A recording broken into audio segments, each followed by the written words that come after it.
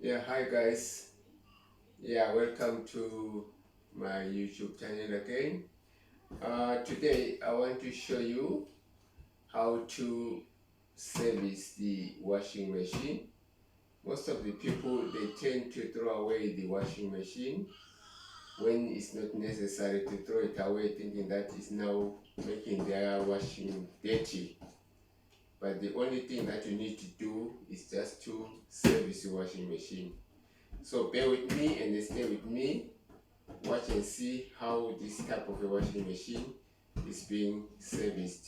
So that after servicing it, it's gonna wash your laundry, make them clean. It's not gonna bring back all the dirty water into the washing machine.